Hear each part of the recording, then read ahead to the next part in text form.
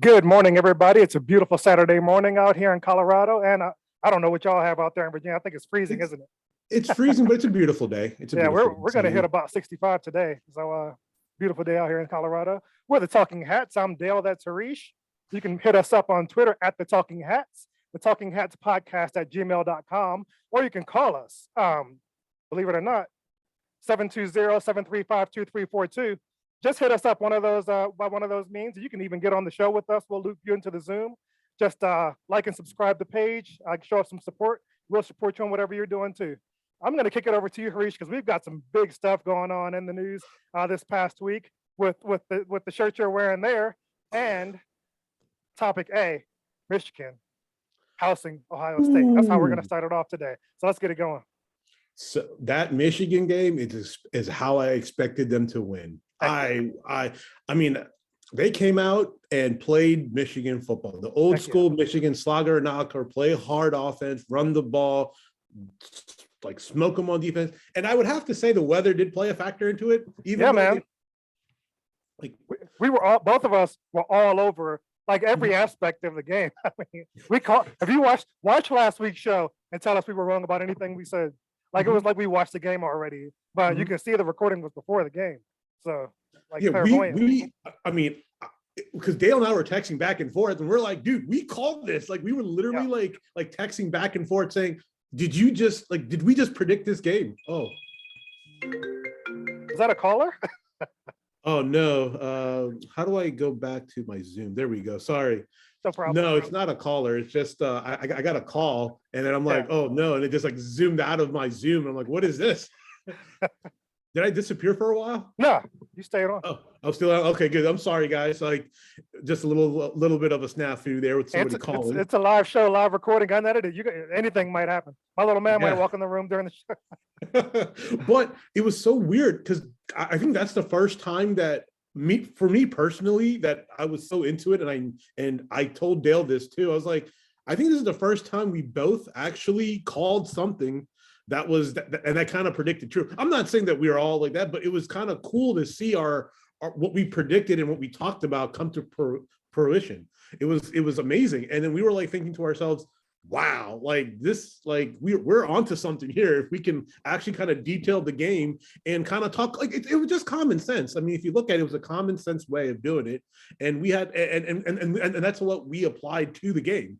And it was great to see a blowout. I was happy as heck. Yeah, Michigan from the start like took charge of the game, and the way they started off and immediately put their foot on the gas pedal and took charge, with the weather being a factor.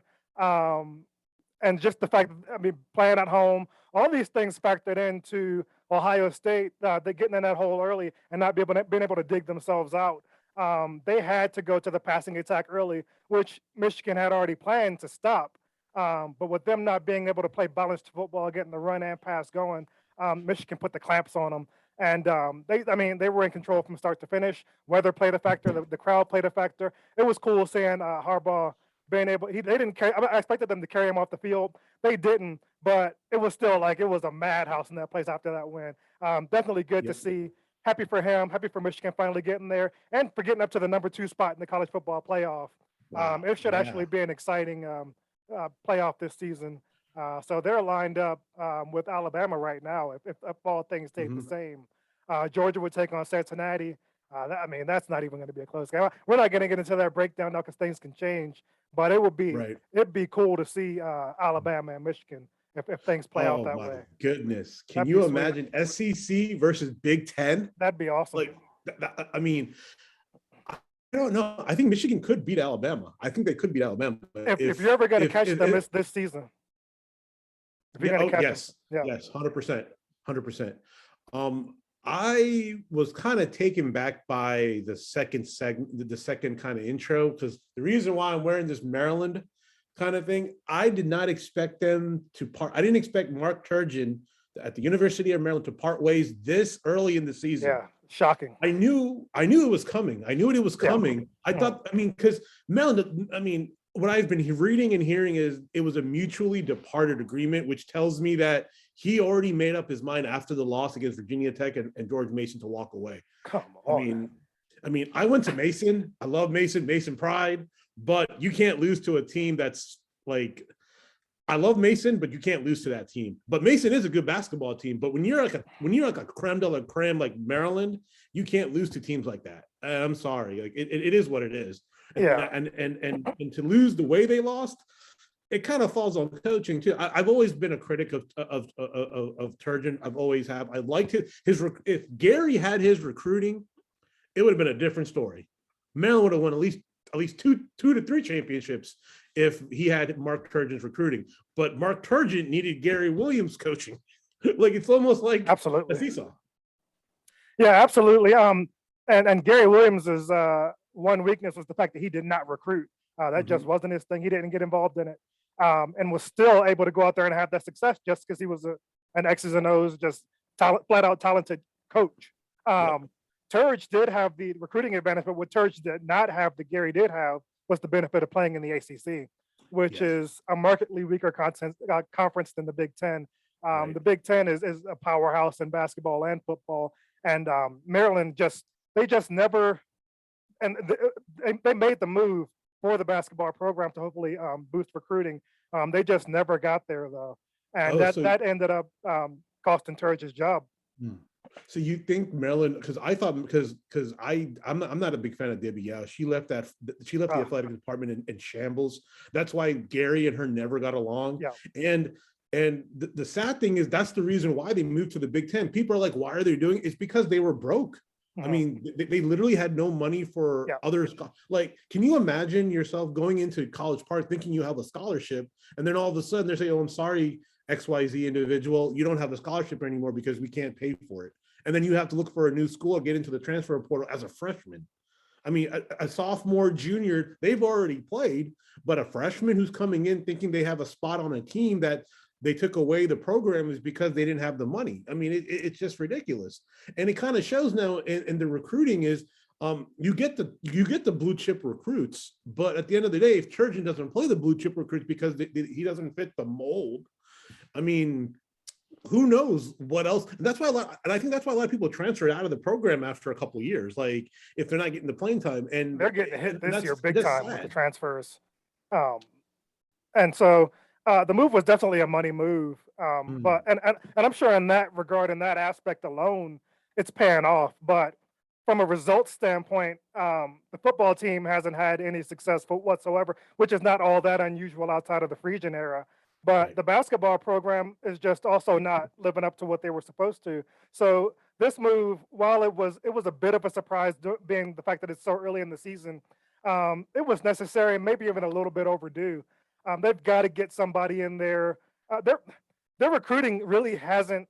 I can't say that that's been an issue because their ranking as far as recruiting goes is always up there. But from a results standpoint, like I said, they're not living up to where they're supposed to be. So maybe they got to get somebody in there who can better relate to the players.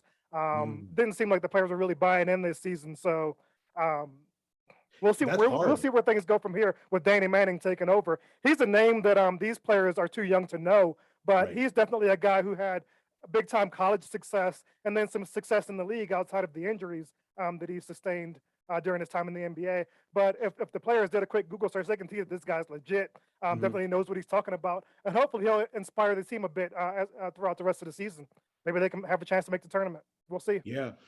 I also believe that with Danny Manning coming, it's new. It's a new methodology. Hopefully, Mhm. like they can change the mindset of the players because I was looking at Lombardi's March kind of bracket, and he has Yeah, Maryland out right now, and and that's and, not and rightfully surprising so. with Yeah, with these rightfully so. I with mean, the because start to the they season. That's not surprising. right, Sad, man. it's sad because Maryland used to be going to the NCAA. Like, I mean, Yeah. 10 years. I mean, I honestly thought Turgeon would have been gone in the last like three, from his productivity standpoint. I mean, yeah, he's a good X's and O's, but I don't think he's a good X's and O's when it comes to defensively and kind of ball movement. He could know the game. He could probably relate to some aspect of it, but maybe I'm just like Maryland basketball is ingrained in people who live in Maryland. I mean, if you look at it, like it just boggles me when you had like Kevin Durant, Rudy Gay, Carmelo Anthony. I mean, if they all went to Maryland, could you imagine that team? I mean, could you have just imagined? And even like it's almost like when the Michigan had the Fab Five or the Fab Four, sorry, the recruiting that came with that, like even what they had the thing, they had the next star stepping up once they left and whatever happened over there in Michigan. It just boggles me that we couldn't keep in-house talent in-house. You brought up the Fab Five. I'll give you a bonus point if you can name them all. Oh, you had Juwan, you Uh, had Juwan Howard, Chris Webber, you had Jalen Rose, you had Jackson. Was it Jackson? I'm missing one. So I've got Jimmy King, but I'm missing one. I don't know. Let me see. Dang it! Is it Ray Jackson? Maybe. Let me see. I know Jimmy King was like the shooting guard almost, like Yeah. because he was complimentary to Jalen. I think it was Ray. I think you're right. I think it is Ray Jackson, right? Let's see. Dang it! I had it and then it slipped. Let me see. Yeah, I know. Ray Jackson. We combined Jackson. on Okay. that one. We both because you got Jackson and I got Ray, so that's Yeah. hey, we both get the bonus point. God dang it! But I just feel that I think Maryland's going to have their dark years coming up if they don't get a good coach, and it's sad because Manning has a lot of experience as an assistant coach. So hopefully with him taking the reins here, maybe he can go from interim to head. He definitely has the pedigree. So let's see if that pedigree can play out into results. Frankly, from my personal beliefs, I think he can get the job done. And with him being the guy that they chose, maybe a player put something in somebody's ear that, hey, I know we're about to make a move here. Maybe Manning is the guy. I believe in Coach Manning. Like I said, we'll see. I believe in him. I think he can get it done. He has the experience. He has the pedigree. So let's see what happens. He's an old Kansas Jayhawk. I mean, he's from that pedigree of winning. I mean, they had they had Larry Brown as their coach when they were playing. So I mean, that pedigree is installed in him. So hopefully he can bring a little bit new breath of fresh air to the Maryland Terrapins. Yep. So we'll see. I believe in him. Let's do it. So let's get into the NFL. Oh, actually, before we get into the NFL, let's talk some Wizards basketball. Okay. And Denver Nuggets. I watched the last couple of games. I just don't see how this team is like against Minnesota. They were like, all right, they can come back and win. And they played their hearts out. They got the thing. And then all of a sudden against Cleveland, they drop a dud. It's just that, is it because they don't know? I mean, it takes a while for everybody to gel and everybody to kind of understand it. But it's almost like, I don't want to say this because they're pro athletes, but do you feel that they're like kind of not putting the gas, they're not pushing the gas pedal when they need to, and they're just letting off and playing like, oh, it's the Cleveland Cavaliers, we can wake up and play. Like is that kind of mentality you're seeing? Because that's what I'm kind of figuring out, is that they didn't play up to their potential, and they're taking like too many threes. They're not going into the paint and scoring because Dinwiddie should have 20 points a game. I'm sorry. He needs to get into the paint and score. And I know what Bradley Beal said on Chris Miller's show, that they're the Washington Wizards. They don't get the calls. But if you don't try, how do you know if you're going to get the calls or not? And if you knew that, if you know that going into the game or any games, like, you have to expect it, but keep doing it because they're going to call it eventually. They have to.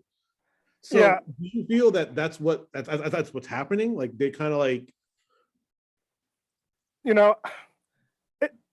I want to say that a professional athlete wouldn't overlook anybody. You're paid to do a job. You're paid to go out there every night and give 110%.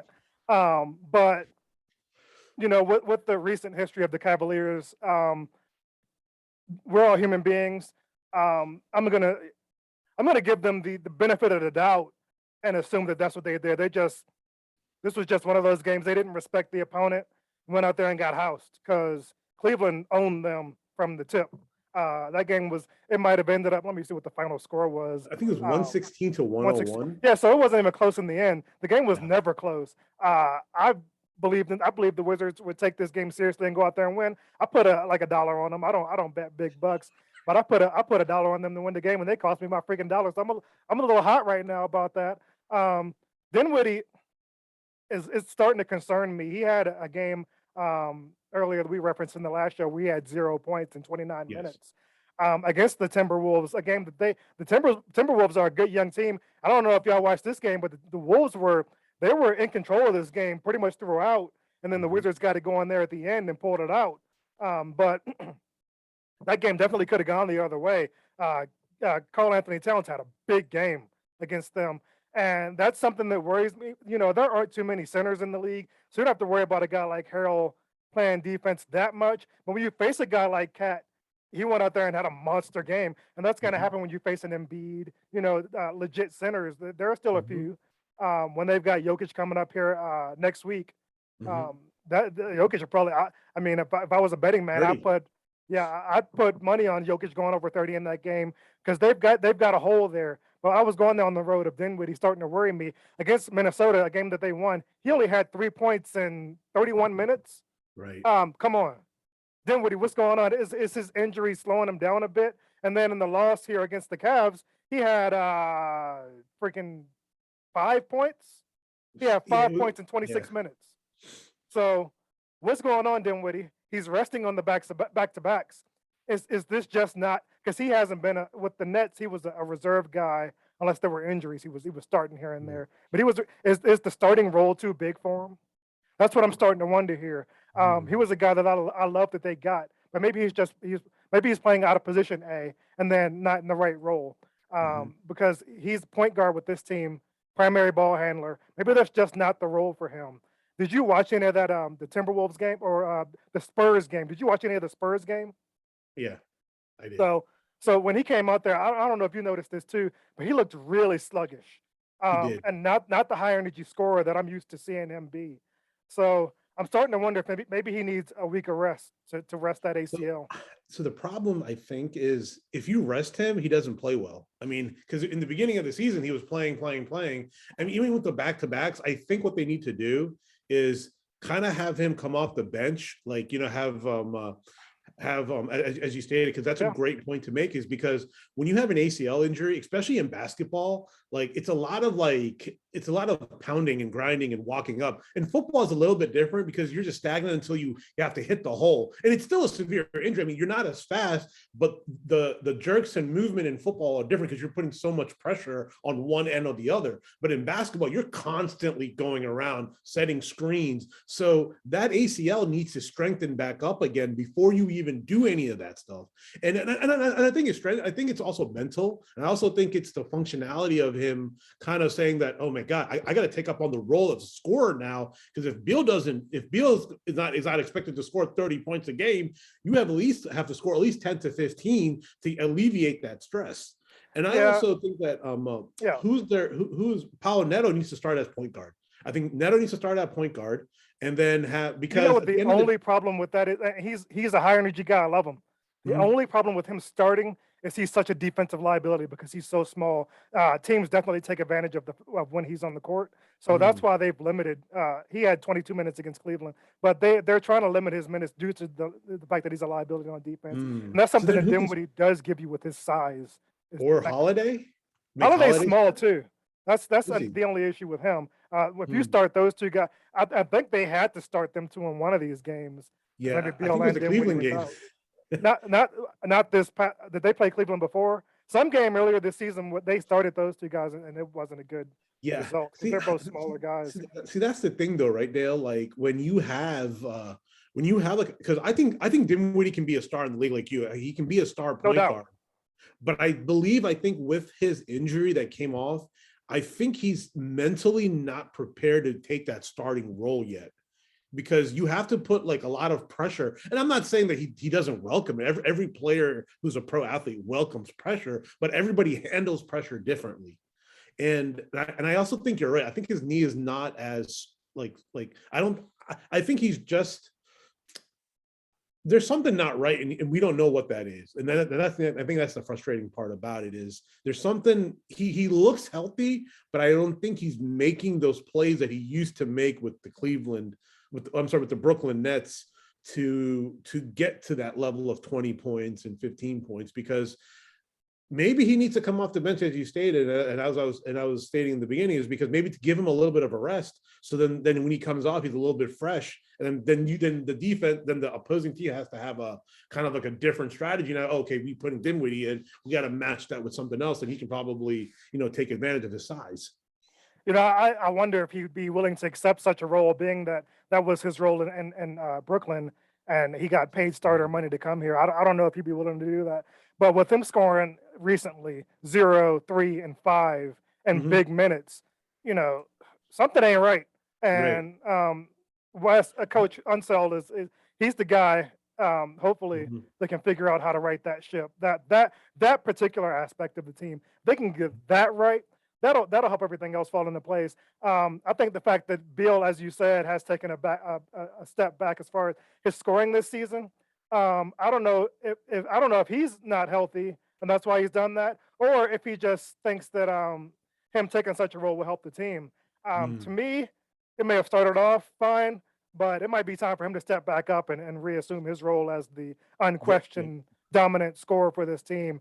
He Hmm. had 14 against Cleveland and they got destroyed. The previous game he had like 17. I'd have to look that up, Yeah. something like that. He So hasn't broken 30, I think, in a while. Like I I don't think think he's he's had maybe two 30-point games this season, yeah. but he's averaging around 17. And And it's like I said, it started off fine, but right now it's not working. So I he also had think 19 against Minnesota. So yeah, they're 19 yet. And they have to cut down on their turnovers. I mean, they're making like like stupid turnovers when critical moments are there. And and a fun interesting fact I found out in the game, Montrezl Harrell is number 3 in player efficiency.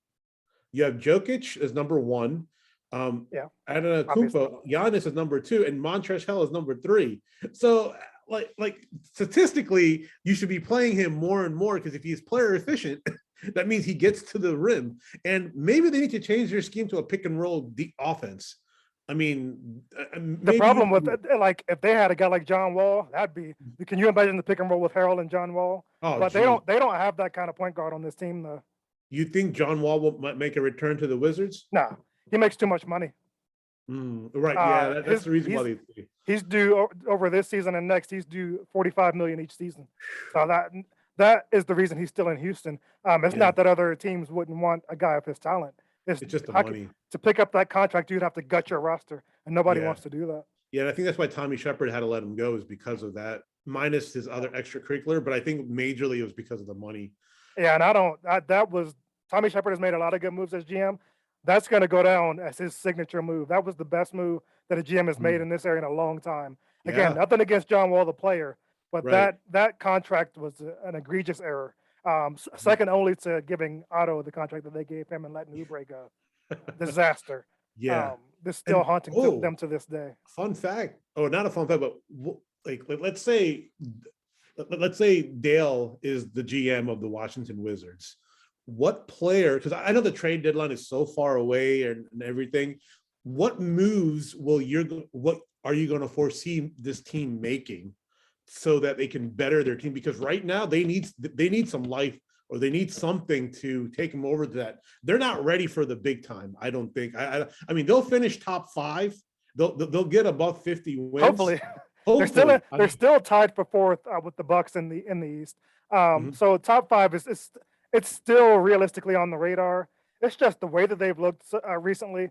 It's hard to see that plan out over the course of the rest of the season. Right. Um, Hopefully, but as you're alluding to, they probably do need to make a move to bring in a dynamic scorer in the guard position. And they've got a glut of talent at the three. So at the 3/4, because that's pretty much an interchangeable position these days. Mhm. So maybe if they can, move some of that, the talent they have there to bring in a dynamic scoring guard or even a big man, just some size. And size is something they could probably pick up, not even Mhm. having to trade any pieces away. There may be some size out there in the streets or in the G League. But if they were going to make a trade, I'd want to bring in a guard who can score. So who would you trade? Dinwiddie? No, no, no. He's set. I still believe in him. I think despite the struggles, the early season struggles, I think as the season plays out, as the leg strengthens up, as Mm. he embraces and learns his role on the team, he'll get it going. And if he doesn't, might have to start questioning Tommy Shepard. but I don't see that happening. Right. As far as who to move, at the 3/4 spot, you've got Rui, you've got what's his name, Abdia, you've Obvious. got Kispert, Bertans. Bertans may be a piece you want to consider moving. He's getting going here lately. He had a hot game against Minnesota. He finally got it going in that game. He had a stretch where he hadn't missed a shot.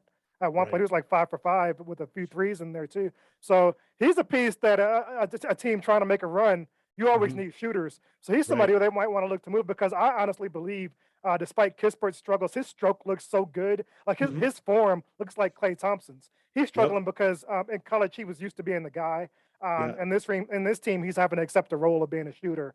He can fill Bertans' role as he becomes comfortable in that role. So I look to move Bertans and bringing a guard, a scoring guard. That's a great thing, because I think Bertans' injury that he had set him back like tenfolds, because he needs to get rhythm. He's a rhythm shooter. Once he and you got to keep on passing. Kispert, I told you I love that pick from Gonzaga. People were like dogging Kispert. I go, why? I was like, listen, this kid can shoot and he can play. Yeah. And his IQ is off the charts. Like when he was cutting to the basket in the Minnesota game, that's just IQ. No one teaches you that. You have to just understand the situation. And I think, I mean, he's a big boy. He's like 6'6", right? He's got size. And like I said, I didn't. He's 6'6". Yeah, I didn't know much about him. I didn't watch a lot of Gonzaga basketball. But when I heard his shooting percentage was like 21%. But when I just saw the form, and it was textbook. Reminded me of Klay Thompson, like I said. So when you've got that form, that lets me know that it's just getting comfortable with the mental side of the game, and that's gonna come. I'm going to say, like, I'm going to predict like a starting 5, just like a fantasy kind of thing. So let's say you have Gafford in the middle, right? Start Kispert in place of KCP, start Agdia, and then start Dinwiddie. Have Beal come off and have Bradley Beal. That's 5, right? Yeah. That ain't gonna happen. They will not. If they do that, if they put Beal on the bench, they've lost him. First of all, he makes way too much money. He makes in the John Wall territory as far as money. That's true. And then the fact that it's his team, like if they did that to him, they'd have to trade him. He would not go for that at all. It might be like if you broke everything down, it might be what's best for the team. Him coming off and primarily a scoring role, just going out there and lighting it up. But that's not something he'd ever go for. Sorry, I misspoke. I take that back. With Bradley Beal, and then have like, put everybody in as like an interchangeable, because Montrezl Harrell, as you stated, because I want him to be a starter, but I can see why he's not, because he even said it, like, I don't want to start because I want to see how the game flows, and then I can come in and establish my dominance. And that makes perfect sense, because we don't get the calls that we should. I'm sorry to say, we don't get the calls like other teams do. And Bradley Beal knows it because he's a superstar, but the refs don't treat him like a superstar. And every time he goes into the lane, he does get hacked. I mean, he does get fouled and they don't call it, but when the other team comes, they call it. So I don't understand that. And I mean, I'll put it this way. I don't understand NBA refereeing with all refereeing. I know there's a human aspect to it, but you can't, my biggest pet peeve is late whistles. I hate late whistles. If you don't know it, don't call it. And then they say, okay, the next time it happens, I'm going to call it then. But if you're waiting till the end after like what, 3 to 4 seconds, then blow your whistle, that means you're thinking about it. You can't think like that. I mean, if you do, it's just. Look, if we get started on the NBA refs, we're going to go down a whole rabbit hole, because we both have opinions on NBA refs and their dirt and all that, and NFL refs too. Don't get me started on that. We'll be here. We can talk about that stuff. That can be a whole show. So maybe segment number 2, rest. We'll see. But my dream starting 5 for the team, health not being considered, just dream starting 5 for the Wizards roster, would be Thomas Bryant at the 5, of course. Probably Gafford at 4. Gafford at 4, just for the energy and rebounding, because Bryant is more of a he stretched his game out to the point where he can make a 3. So he's not going to be a low post player. Daniel Gafford is primary. He doesn't score outside the paint, so he'd fill up that space where Bryant is not.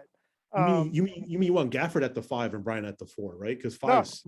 No, I would want Bryant at 5 because on defense I want him playing 5s. I want him guarding the 5. So that's why I would start him at the 5. I don't want Gafford having to be a primary defender on other team centers. He just neither him nor Harrell have the size for it. Both high energy players, both can get rebounds, but as far as playing defense on other centers, they don't have that kind of size.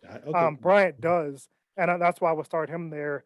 Gafford at the 4, Kuzma at the 3, because I think if he could settle into that role and know it's his, and Mhm. know that he'd have to go out there every night and play starter type basketball, I think he can do it. So that'd be my 5-4-3. Two, of Mhm. course, Beal, no question, and then Right. Dinwiddie at the point. Okay. And those two, because Dinwiddie is a solid defender, and that's why I would start him at the point because he would guard other teams' point guards and play good defense there. With Bill sharing in the ball handling, and then that moves KCP to the bench where he can just come off score. Mhm. Harold to the bench where he can come up and just do his monster high energy thing. Just do his thing. He can get you 20 and 10 off the bench every night. He can do that every night. He can Mhm. do that. Then you've got Neto in his role. Bertans, I would look to move. So get, but with him being on the roster still, filling his shooting role off the bench. If you got Kispert off the bench, that if they can, and then Rui too. I didn't even mention him. Rui coming off the bench too with Kispert. So if you can get Brian healthy, that's going to help this roster round out too, and Mhm. lead to better results on the court. That's a great point because I would have thought like I would have had Gafford at the 5 so you can just take up the size, and since Bryant's a little bit kind of like a little bit more leaner, play him at the 4, so you have to guard him outside and inside, so that would open up Gafford for any kind of open like kind of lane to dunk. All he does is dunk. So I mean, Yeah, and and he's like I said, the only reason I said that is just from a defensive standpoint. Offensively, of course, Gafford, yeah, he's going to be in the middle. Yeah, and Bryant, the thing is, he's coming off his ACL, so I mean, I would love, I mean, because that's a great, because then let's say whenever they do play him, so what is that going to be the role now? Is Gaffer going to come off the bench because Bryant was the starting 5? So is And he? and he will be once he Oh, gets is that? healthy. Yeah, and I'm waiting for that too. Because I'm waiting for him and Rui to get healthy, and this team, I think, like even though they're struggling now, and I think they're going to have their struggles, they're going to have up and downs. Even though we're being very critical now, I think once they get it clicking, like really, really get it clicking, as we stated in our previous shows, this is a very scary team to deal with. A very scary team. And I think the coaching staff is trying to figure out like they're kind of playing like the 3-card Monty, trying to shuffle things around to find like what's a good fit. And once they do that, I mean, the sky's the limit for this team. The sky is the limit. Yeah, so we've spent a lot of time on them. I don't know that they deserve all of our time like that. We can look at the upcoming schedule. They've got the Raptors tomorrow, the Pacers on Monday, the Pistons, I mean, that should be a winnable game on next Wednesday. Then they hit the road. They've got the Jazz at home, and then they hit the road here to Denver. Mhm. Again, I'll be going to that game. So if anybody from Denver is watching, you can buy me a beer. But how do you think they're going to play out? Just to wrap up the Wizards, how do you think they're going to play out over their next? That's 5 games out of their next 5. Where do you think they'll finish record wise? I'm Raptors, gonna Pacers, Pistons, Jazz, and Nuggets. so I'll say they should. I'm gonna go say they play 5 games, right? So I'm going to say they're going to win 3, lose 2. They're Who do going you to go got? 3 The and 2. 3 wins. They've got the Raptors next. You think they'll get that one? They'll get that one because usually when they have a really bad game like this, they usually turn around and win. Against the Pacers always play tough, but they're playing at home, I think, that game, so they'll pull it out. They'll have No, really to. they're on the road the next 2, Raptors Okay, they're and on the road the Pacers. next 2. I think the pressure of playing Next at home 3, is a little bit next next 3. They're on 3. the, and then So they come I home to think play the Jazz. for the they'll I think they'll lose to the Jazz. That'll be because the Jazz are just a different animal. I mean, Yeah, they'll lose to the Jazz, too much but they'll size will win go again. there. Yeah, I hate that man so much, but he's such a good You don't player. hate him as much as I do. Trust me. You don't. I We'll get into that in a different segment. But 3 and 2, they'll win against Toronto, they'll win against the Pacers, but they'll lose their next 3. So you think Oh, that sorry, 3 and 2. They'll win that one, they'll lose the last 2. it's conceivable that they could lose to the Pistons because that's one of those teams that you overlook, but they've got a lot of young talent on that roster, and the Right. young talent can be dangerous when they're being overlooked and they just come out there and catch you off guard. So Mhm. that's a dangerous game. The Raptors are dangerous. They're well coached team. No superstars on the team, but with the coach and they've got OG Anunoby and I Yeah. don't know if Siakam's back yet, but they've got Van Vliet always lights up the Wizards. So that's Yeah. a dangerous game. The Pacers with Domantas Sabonis, beast. They can get you. The Jazz, tough. Of course, they're going to lose that one. Then they're going to come here and lose to the Nuggets too because Jokic is just too big in the middle. I wouldn't be surprised if they went 1-4 over the next 5, with the only win being the Pistons. That wouldn't Yeah, surprise me with the way they're me playing now. neither. I'm just being like a very like optimistic kind of individual Yeah, with they like could with very well go 5-0. I mean, you just don't know with this team right now. yeah, it's just up and down because I think with Wes Unseld, because I know what the Wes Unseld Jr. ripped into them after last night's defeat and the way they performed, because he's trying to bring a culture that this team has not had Yeah, before. he So clearly it's going is. to take time. Yeah. And, So and I, man, that's enough with them. Screw yeah, until they get it going. I'm taking a break from them. yeah. Let's reel Uh, it back. Let's reel it back. I'll touch on the Nuggets just briefly, since there's probably not many people out here in Colorado with me. Just briefly, they've got well, to go back to that Miami game that we touched on last week, they went out there and destroyed them. Of course, Jimmy Butler didn't have the heart to show up. He was talking all that trash and then didn't play. I don't even think he was on the bench with the team. Jokic brothers went down there, and so they beat them pretty soundly. And then afterwards, they went out to the club in Miami and they had MVP Jokic signs out in the club. They made Miami their town, which doesn't surprise me one bit. I knew they'd go out there and win, and I called that. No conflict on the court. I don't know if they shook hands, but there was nothing going on in that. And if the Jokic brothers wants to come to the show, please do. We were big fans and big supporters. Unfortunately, they deleted their Twitter. They created it for a few days, got 50,000 followers, and then deleted it.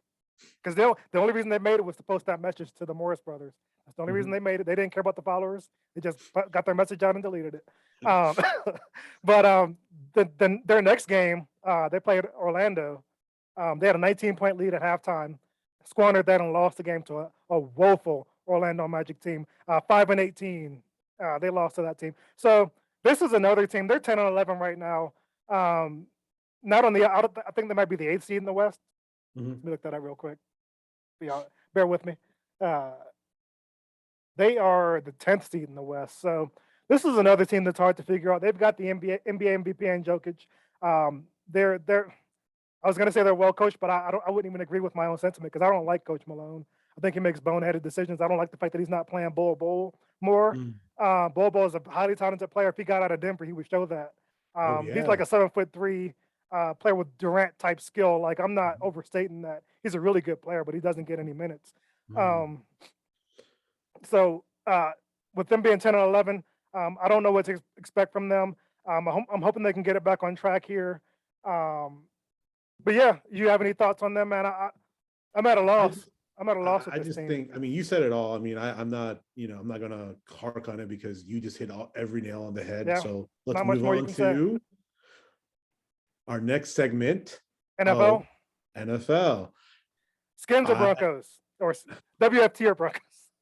Let's start off with the Broncos. I mean, let's end on the football team. And you want to start with the Broncos because Teddy Bridgewater is starting quarterback this Sunday. Yeah, and so they took care of business last week. This week they've got a huge game for first place in the division out in Kansas City, and it's on Sunday Night Football, so everybody can watch it. Nationally televised. Kansas City's favored by 10, I believe, at the moment. The line has moved a little bit here and there.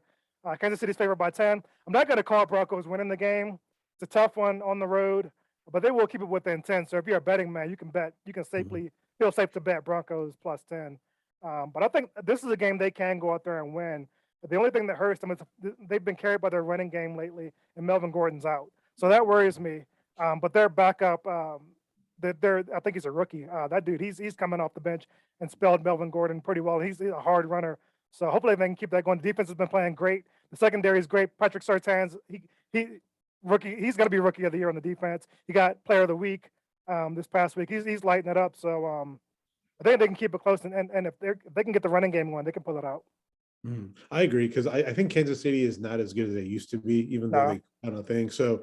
I mean, defensively, hopefully they can keep them in check. I think they can if they play the same kind of defense they've played in the last couple of games. The only thing is, like, Teddy Bridgewater has to play like Teddy Bridgewater. He cannot go outside his scope. He needs to play. He needs to manage the game well and not make critical turnovers when they need to have like a drive because that will kill the Broncos. Yeah. And with the rookie coming in, I don't think you can scheme for him because you have never seen him. I mean, yeah, he's coming in, but now he's starting. So we don't know what kind of starting like energy he may bring. Because when you're coming off the bench and relieving somebody, they can say, okay, we can just stop him for like a couple of plays. Now he's the starter, and you have to game plan for somebody you've never like seen, because he can just turn you on your head. Because you have to say, okay, this is what he does, and this is what he may do. But he can even have 100 yards easily against that defense. Yeah, you can. And on the plus side, they've got their starting left tackle coming back this week, so they've been playing this well without him. With him coming back, that'll add an element to the running game. They can hopefully pound the ball on that side. And like you said, with Bridgewater, just play ball control football, and that's him. He never plays outside of himself. He was not going to go out there like Drew Lock and be trying to make a play when there isn't one. Right. He's not going to be the reason they lose, and hopefully he can be the reason they win. So we'll see how that goes. I'm saying Denver by 10. I'm going to call Denver by 10. Because so if you were a betting man, you'd throw your money on them and be expecting a 20-point difference. Yeah, I hate Kansas City just because of his of Patrick Mahomes' brother. I used to like them until that happened. I don't like him anymore. Yeah. So that team, every time they play, anybody who plays Kansas City, I'm rooting against Kansas City. I'm sorry. I just can't have that in my repertoire for a dancing fool of a brother. Yeah, like I said, this is for first place, so yeah, hopefully they can get it done. Yep. Now on to the Washington football team's big victory, which should have been bigger, because I was very frustrated with the game. I mean, I called on AWOD's show, and I ripped us. And I was like, yeah, it was great. But what really hurt was, I thought when Seattle scored that touchdown, I think in the first quarter or the second quarter, I don't remember when it was. I was like, oh no, is this going to be like, It was early on. It was in the first quarter. It was in the first quarter. I was just like, is this going to be Murphy's Law? Like, what will go wrong can go wrong, And I will say this, man, they did what they had to do to win, but they should have won by at least 2 scores. I don't know why the offense stalled. I mean, defense gave them the opportunity to score. I don't know why they got away from the things that they should have done. Yeah, no question. That Logan Thomas catch, I don't even know what a catch is anymore. Man, I have no idea anymore. I don't know. I just don't know anymore. I mean, some refs call it a touchdown. Some refs don't call it a touchdown. I don't know anymore. I mean, I just don't know.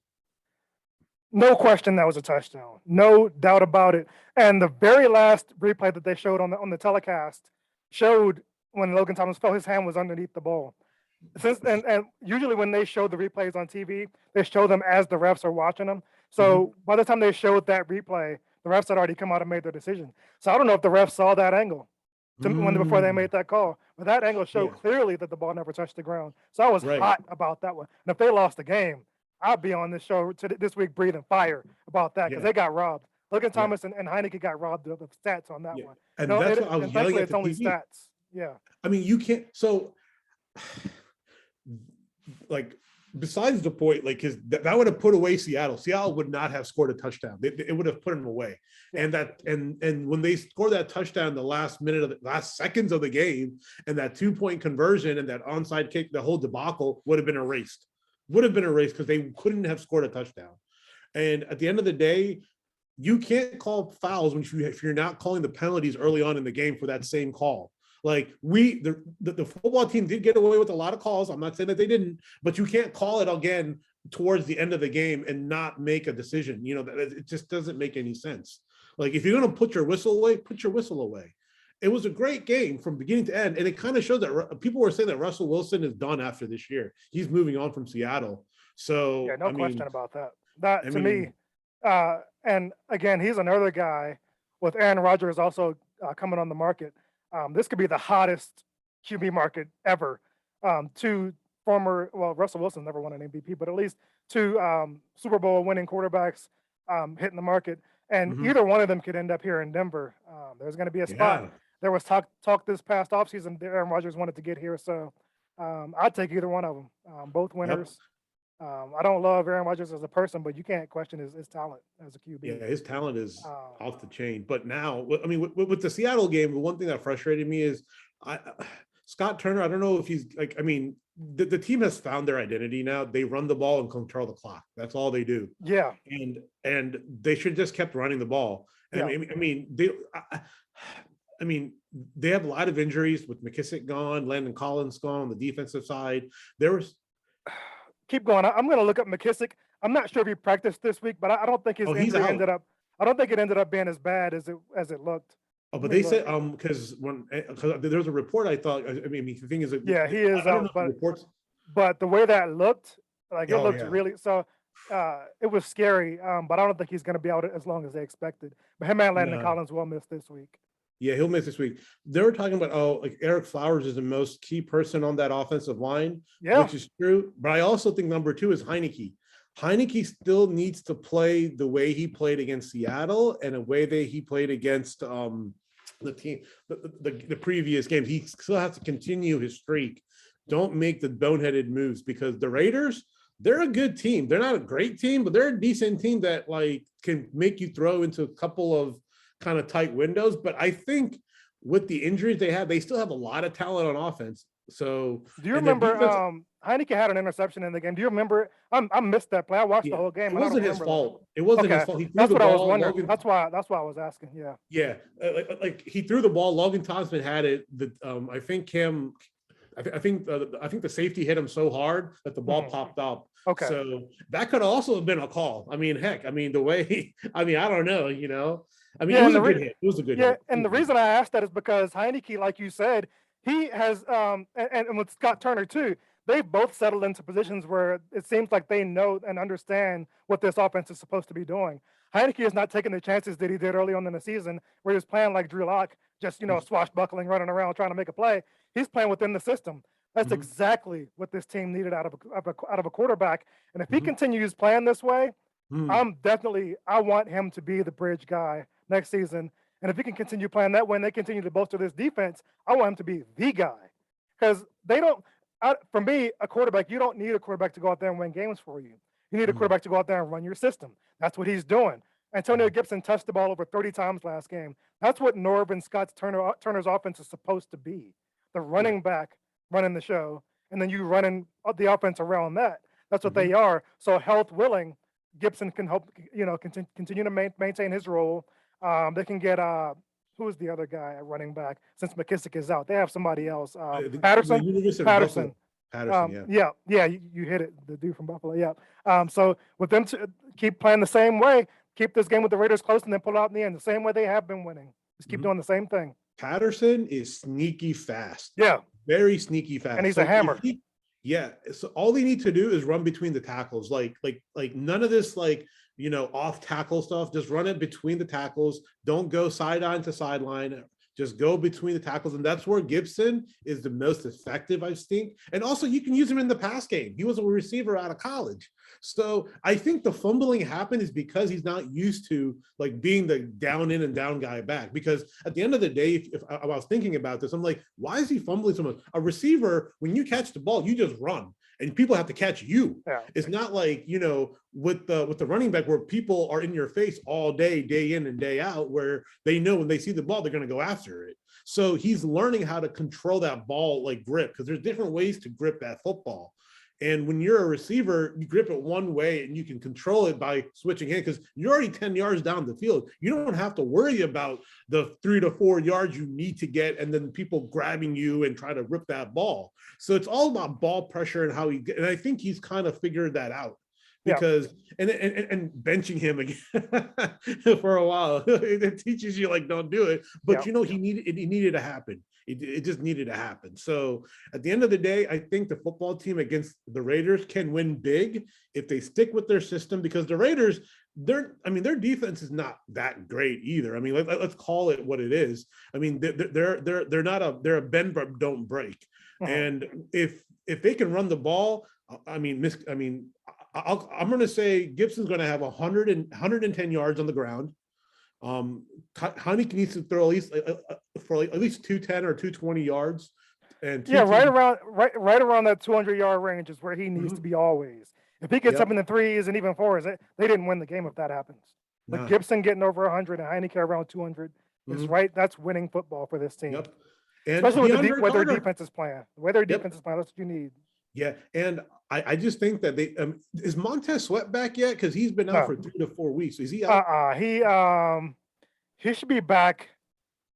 by the Eagles game on Okay, the and 19th. that's huge because we do need him back for that Yeah. game. I mean, luckily, I mean, yes, it's a broken jaw, but he'll be padded up there. It's not like a knee injury or anything like that to kind of sideline him for a while. But I'm kind of worried. I mean, I shouldn't even say this, but like that offensive line needs to get steak dinners every day. I mean, when you're with your fourth string center or third string center, and he played amazing. I mean, the O-line coach should get a raise for what he has done with the shuffling of that line and to protect Heineke and the center, who's the quarterback of that offensive line, making offensive line calls, blocking schemes, calling out the Mike linebacker when he's Yep. up to the line. That is impressive. That's Yeah. very impressive. It's impressive and it's hard. And that's why not just anybody can step in and fill that role. When you have injuries at that position, you notice when the backup comes in because everything's different. So it's an underappreciated position.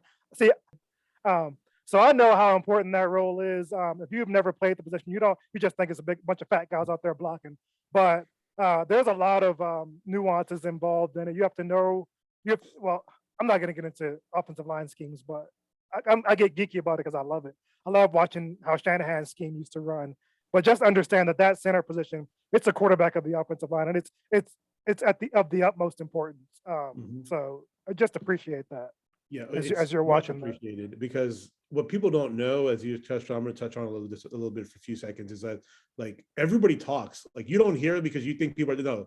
When what the center calls out, that's the blocking scheme. That's what it is, and the nomenclature is different. And you have the guards and the tackles speak to each other on the ends to see what kind of blocking needs to happen. If it's a double team block, a single blocking scheme, do you need to watch out for a rusher? Because Seattle was blitzing every time almost when that center was in, and he played. I mean, when he was in, they were blitzing, and he was holding his own, calling out blocking schemes, and that. To that point, I'm done. I mean, Dale and I can talk about this forever, but yeah, like I said, don't get me started.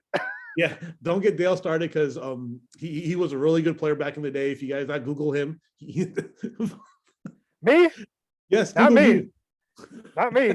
Google. You can Google Royal. You'll find 2 other good football players, but I won't be one of them. Oh, come on, I played. You were good. No, I won't even say I played. I was on the team, didn't play. Well, whatever that may be, but he's very knowledgeable, and what he says is actually kind of very. I know what I'm talking about. Dale's very knowledgeable in what he says. I've played a little bit. I'm just a geek, so I just know about like certain things. I've learned from him. He's learned from me, hopefully, about certain things. But I've learned a lot. So that's why when we talk about things, it's just. I mean, we just speak from experience. We speak from a lot of things. So to wrap up with and kind of put this to bed, we gotta make our picks. Yeah, I'm going to say football team by 2 scores against the Raiders. And I like that. So when the line on this game opened up, it was Las Vegas was favored by around 3. The line has moved a lot in Washington's direction, which means the public at large is feeling that Washington is going to win this game. The line is now down to 1.5. Raiders still favored, but by 1.5, which means it's pretty much a pick'em game. I'm leaning your way. I 2 scores. That might be asking a lot. I think they definitely win. I would feel safe putting money on it with them getting 1.5. I think they'll win by about 7. I'm hoping for another close game, just like the past 2 have been. And if it goes down that way, they're gonna win. Yeah. This game is built to win those kind of games. Can I go back to one kind of thing real quick? Yeah. So, Joey Sly, love the man to death. You know what I'm saying? Love the guy. He made us win those games. But situational football, you got to know what situational football is, bro. I'm sorry, you're a kicker, and if you shouldn't be chasing down guys who are already 10, 20 yards on the field because that game came down to a field goal. And Tress Way, best player on that team, told the coach, I can do it, but I don't want to detriment the team. He's the crucial point of that thing that made everything. The reason why we won is because of Tress Way. Because if he said I could kick a field goal and he went there and blocked it, that game was done. You're always told, pick your battles, choose your battles wisely, and all that. Yeah. That play where Sly got hurt, it only cost the team 2 points. Was it worth your NFL career to go out there and try to chase a guy down that you're not going to catch Yeah. for 2 points? No. He's not. He probably won't play in the NFL again. They put him on the IR. But if Mhm. Brian Johnson, former Virginia Tech kicker, who's never he was with the Bears for a second, but he's never kicked in the league. If he goes out there, they want somebody competent. If he goes out there and shows any sort of competency, he's going to be the kicker with this team for the rest of the season, and that'll be it for Sly. Yeah, because we could have won that game if he didn't get hurt. Let's say he didn't chase it by a down. bigger margin. Yeah. Yeah, it just, that's why I always say, like, to people, play within your means, right? If you know you can't catch him, don't go anything extra. Let him score. There was still time on the clock. Fight another day because you know you're going to get that chance again. But I said my piece. It's about that time to wrap it up. Thank you so much for joining us this morning. I'm Harish. That's Dale. Please don't forget to subscribe to our channel, the Talking Hats HD podcast. Like, subscribe, comment. Yes, comment. We're on Twitter. We'll shout you out. Just hit us up if you want to promote your business or something. Yep. Put it in the comments. Drop us a DM. Whatever you want from us. We're here for you. We would love to hear. Throw topics at us too. We'll touch on whatever you want. Yep. Let us know. Like I said, we're out. Y'all enjoy y'all weekend. Hoping for a good football Sunday. Yep. Talking Hats out. Peace.